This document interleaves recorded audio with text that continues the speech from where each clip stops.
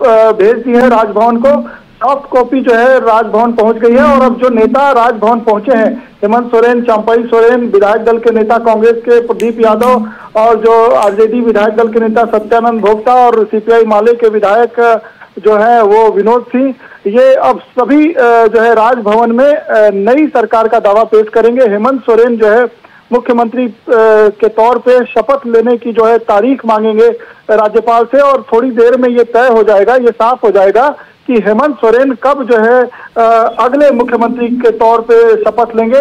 कोशिश है कि आज जो है देर रात तक जो है उन्हें शपथ दिलाई जाए और पूरी कवायद चल रही है। और देखिए सुबह 11 बजे से जो कवायद चल रही थी उसमें सब कुछ तय कर लिया गया। चंपाई सोरेन ने जो है गवर्नर को अपना इस्तीफा भेज दिया। अब हेमंत सोरेन यहाँ पहुंचे हैं तो वो अपने विधायकों के हस्ताक्षर सहित जो समर्थन पत्र है वो राजभवन में सौंप रहे हैं राज्यपाल को।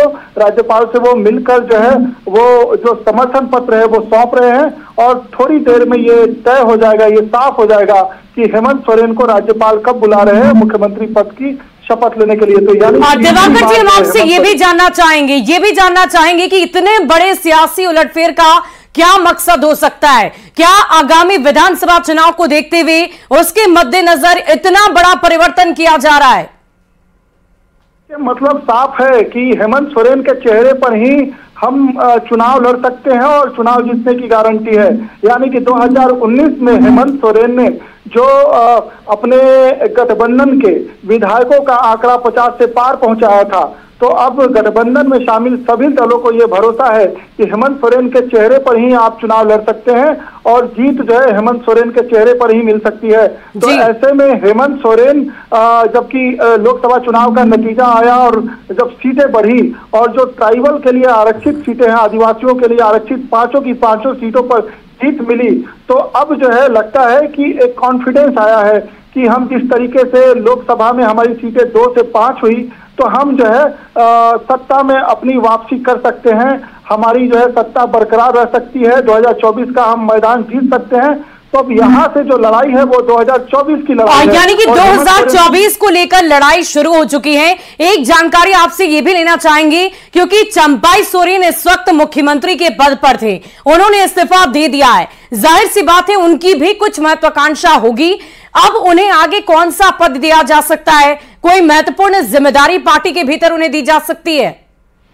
देखिए जब गठबंधन की सरकार चलती है तो एक कोऑर्डिनेशन कमेटी बनती है और 2013 में हेमंत सोरेन मुख्यमंत्री बने थे कांग्रेस के समर्थन से, तो उस समय भी कोऑर्डिनेशन कमेटी बनी थी। उसमें वीके हरिप्रसाद थे, उसमें जयराम रमेश थे, उसमें जो कांग्रेस के स्थानीय नेता थे सुखदेव भगत थे, जेएमएम के लीडर्स थे।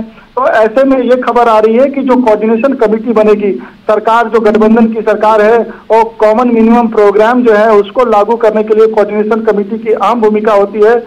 गठबंधन दलों के अपने एजेंडे होते हैं, अपने मैनिफेस्टो के पार्ट होते हैं, उनको लागू कराने के अलग जो है मुद्दे होते हैं, तो उनका समाधान जो है कोऑर्डिनेशन कमेटी से निकलता है।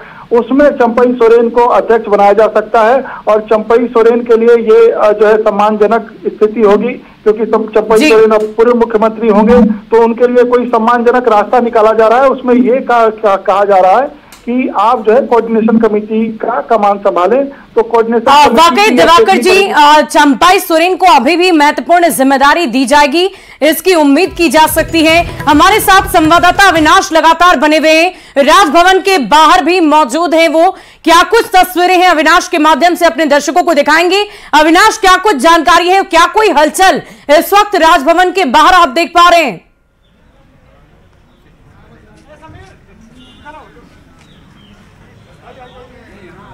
अविनाश, अगर आप तक मेरी आवाज पहुंच पा रही है तो क्या कोई हलचल इस वक्त राजभवन के बाहर? क्योंकि हम तस्वीरें लगातार अपने दर्शकों तक पहुंचा रहे हैं और यही वो तस्वीरें हैं जिसमें आप देख पा रहे होंगे राजभवन तक गाड़ियों का काफिला पहुंचा। चंपाई सोरेन की तरफ से इस्तीफा दिया गया, राज्यपाल से हेमंत सोरेन की मुलाकात होनी है। ये बहुत बड़ा सियासी उलटफेर झारखंड की सियासत में देखने को मिल रहा है। और इस वक्त हमारे साथ ब्यूरो चीफ दिवाकर जी एक बार फिर से जुड़ चुके हैं, फिर से उनका रुख कर लेती हूं। दिवाकर जी, ये बहुत बड़ा सियासी उलटफेर तो है ही। अभी अभी हम चंपाई सोरेन की जिम्मेदारियों के बारे में चर्चा कर रहे थे, क्या कुछ उनकी जिम्मेदारी हो सकती है, आगे उनका राजनीतिक करियर कैसे बढ़ सकता है, पूरी जानकारी दें।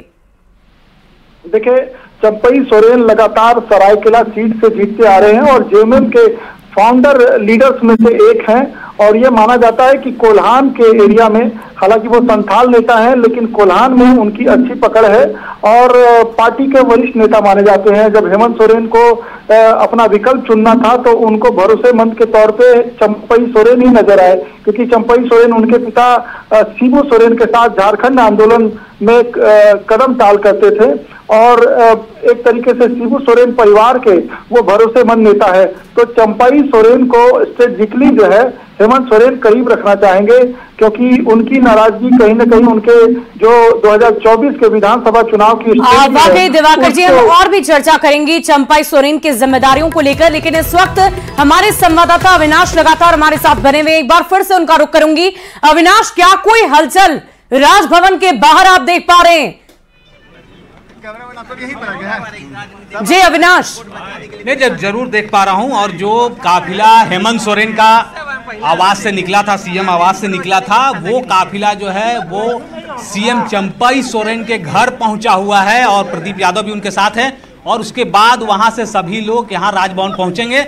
इससे पहले जो काफिला अंदर गया वो राज्यपाल का था और अब इंतजार सिर्फ हेमंत सोरेन का हो रहा है और ये कोशिश हो रही है कि हेमंत सोरेन, चंपाई सोरेन और जो गठबंधन के नेता हैं, सत्ताधारी दल के जो नेता हैं, सत्ता पक्ष के जो नेता हैं, वो साथ पहुंचेंगे।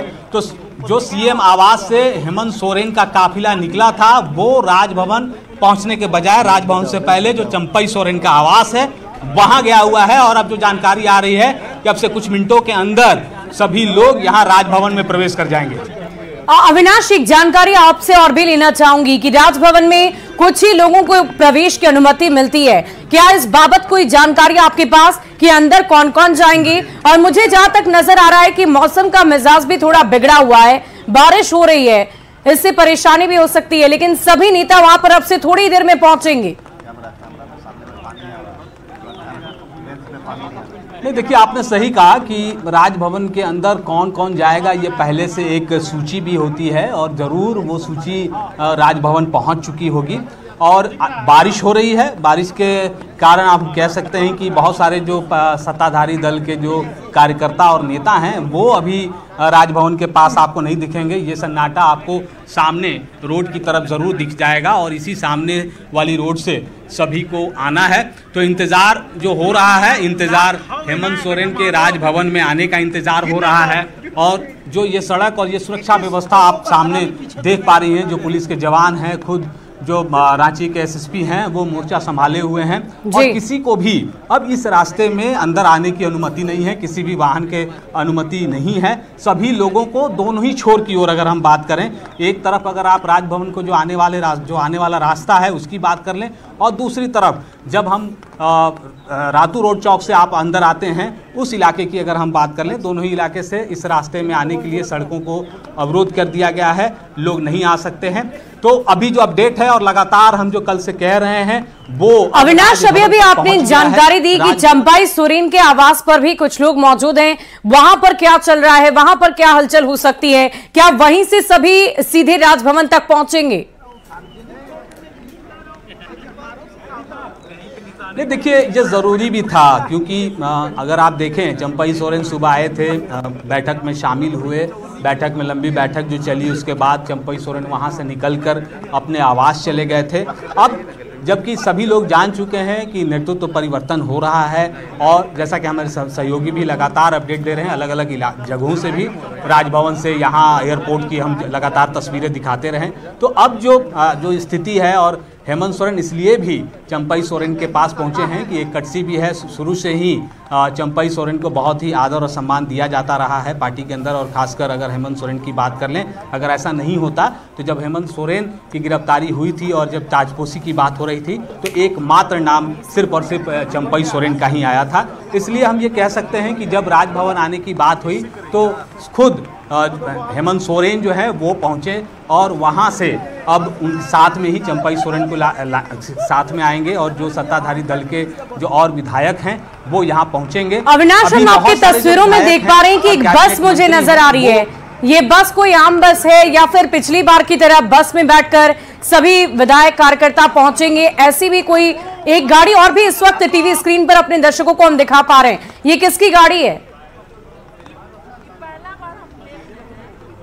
नहीं, देखिए ये राजभवन की गाड़ी थी जो इस वक्त राजभवन के मुख्य द्वार से अंदर गई है और जिस बस की आप चर्चा कर रही हैं उस बस पर जो है वो पुलिस के जवान तैनात हैं और सुरक्षा के लिहाज से पुलिस के जवानों को इस इलाके में लगाया गया है, क्योंकि घंटे घंटे में जो तस्वीरें बदली और पल पल बदलती हुई तस्वीर के बीच जो तैयारियां थी, जब 7:30 बजे के समय की जानकारी आई उस हिसाब से जिला प्रशासन ने भी अपनी तैयारी शुरू कर दी और जो हम दिखा पा रहे हैं लगातार जो पुलिस के जवान हैं और जो पुलिस के पदाधिकारी हैं वो मोर्चा संभाले हुए हैं। और जैसा कि मैंने कहा कि इस वक्त जो नज़रें हैं और कैमरे की नज़र के साथ साथ लोगों की जो नज़रें हैं वो सिर्फ इस बात पर टिकी हैं कि जब सामने से जो गाड़ी आएगी उस गाड़ी में ये देखना होगा कि हेमंत सोरेन के साथ क्या। वाकई अविनाश, सबसे पहले वो तस्वीरें अपने दर्शकों को आपके माध्यम से हम दिखाएंगे, थोड़ा और इंतजार कर लेते हैं। इस वक्त हमारे साथ ब्यूरो चीफ दिवाकर तिवारी लगातार बने हुए, एक बार फिर से उनका रुख करूंगी।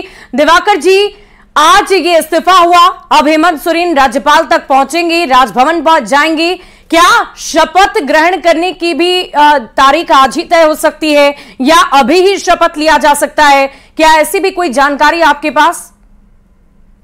किसी भी हालात में हेमंत सोरेन चाहते हैं कि आज ही शपथ ग्रहण समारोह हो और उनको मुख्यमंत्री पद की शपथ दिलाई जाए। ज्यादा से ज्यादा अगर गवर्नर आज का दिन मुकर्रर नहीं करते हैं तो संभव है कि कल जो है हेमंत सोरेन शपथ ले सकते हैं, लेकिन अब जो है एक प्रक्रिया खत्म हो चुकी है। चंपाई सोरेन ने अपने पद से इस्तीफा भेजा है, अब जो है जैसे ही गवर्नर उसको स्वीकार करते हैं और उसके बाद जो है जो सत्ताधारी गठबंधन का जो नया नेता चुना गया है हेमंत सोरेन को, अब जो है नए नेता के तौर पे हेमंत सोरेन जो है सरकार बनाने का दावा पेश करेंगे, यानी कि मुख्यमंत्री पद की शपथ दिलाई जाएगी उनको। और उसके बाद जो है मंत्रिमंडल का विस्तार, अगर आज उनके साथ कुछ मंत्री शपथ लेते हैं तो ठीक है, अदरवाइज जो है किया जाएगा तारीख जब जो है मंत्रिमंडल के सदस्यों को शपथ दिलाया जाएगा। और आप देखिए कि जैसे ही हेमंत सोरेन ने 31 जनवरी को अपने पद से इस्तीफा दिया था तो उस वक्त जो है चंपाई सोरेन के साथ कुछ ही चेहरे शपथ लेते हुए दिखाई दिए और बाद में कुछ सदस्यों को, मंत्रिमंडल के सदस्यों को शपथ दिलाई गई।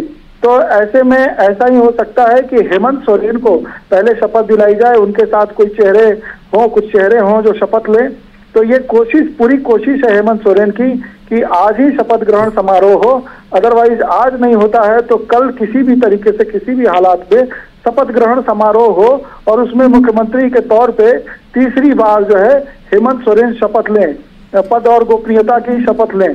तो अब दिवाकर जी, एक और सवाल हमारे आम दर्शकों के जहन में भी होगा कि कानूनी प्रक्रिया लगातार चल रही थी, जेल में बंद थे हेमंत सोरेन और अब सीधे वो मुख्यमंत्री पद की शपथ लेंगे। इस बीच जो प्रक्रिया चल रही थी क्या वो अब रुक जाएगी या आगे जो कानूनी प्रक्रिया जारी है वो अलग से चलती रहेगी?